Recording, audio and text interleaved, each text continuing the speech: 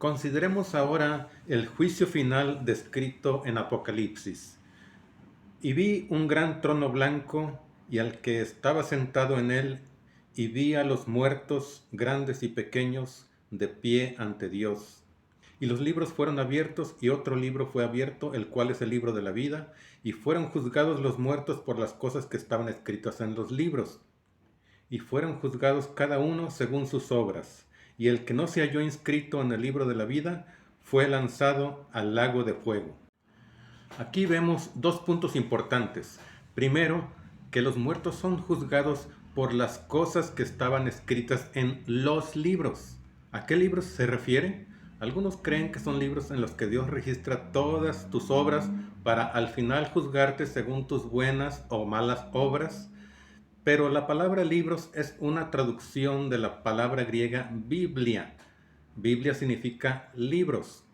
Los libros se refiere a la Biblia, las Sagradas Escrituras. Y ya vimos anteriormente que la Biblia es un testimonio acerca de la palabra de Dios, que es Cristo mismo. De modo que los muertos serán juzgados por Jesucristo. El Padre no juzga a nadie, sino que le ha dado al Hijo todo el poder de juzgar. Jesucristo es quien juzgará a todos por las cosas escritas en los libros, la Biblia.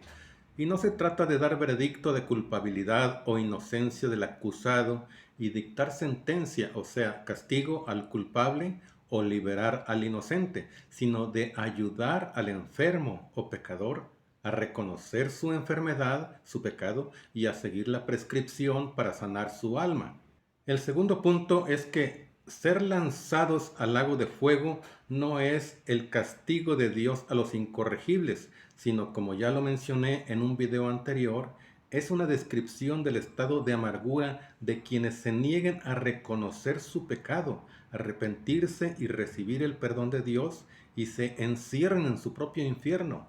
Pero tan cierto como que yo vivo, afirma el Señor y Dios, no me alegro con la muerte del malvado, sino que se convierta de su mala conducta y viva. Eso es lo que Dios quiere y es lo que Dios seguirá queriendo después de que uno muera, porque ni la muerte nos podrá separar del amor de Dios. Dios nunca le dirá a alguien: lo siento, nunca te arrepentiste y ya te moriste, ya no puedo hacer nada por ti, te vas al infierno. Ni dejará de llamar a su puerta esperando que finalmente cambie su actitud. Jesús dijo que los que hicieron lo bueno saldrán a resurrección de vida y los que practicaron lo malo a resurrección de juicio. Y la palabra juicio es una traducción de la palabra griega crisis, de la cual se deriva nuestra palabra crisis. Efectivamente, el pecador ante el juicio final pasará por una crisis al ser confrontado con su pecado. Para un espíritu pecador y rebelde, enfrentar el amor de Dios es un infierno, una crisis. En el libro Los Miserables de Víctor Hugo, que después se hizo por lo menos 2 películas, uno de los protagonistas, Javert, se pregunta: ¿por qué ese presidiario a quien he perseguido hasta acosarlo, que me ha tenido bajo sus pies, que podía y debía vengarse, me ha perdonado la vida? Era la crisis de un alma en amargura que no quiere rendirse ante la misericordia.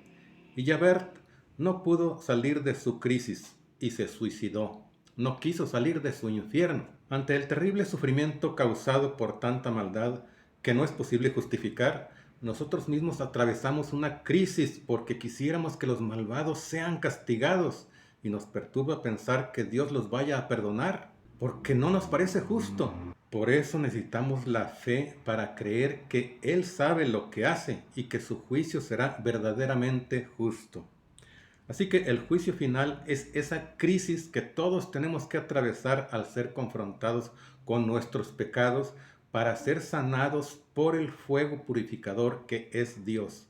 Y sabes una cosa, yo creo que los seguidores de Cristo ya estamos siendo juzgados, porque es tiempo que el juicio comience por la casa de Dios. Dios ya nos está juzgando. Ya estamos pasando nuestras propias crisis al reconocer nuestra suciedad espiritual y someternos al fuego purificador de Dios. Eso es bueno, difícil, pero bueno. Y quien en esta vida no se someta a ese fuego, a ese juicio, a esa crisis, tendrá que hacerlo después. y Dios no desistirá jamás en su deseo de redimir al pecador y eventualmente dar a todos entrada a la nueva Jerusalén, porque sus puertas nunca serán cerradas. Amén.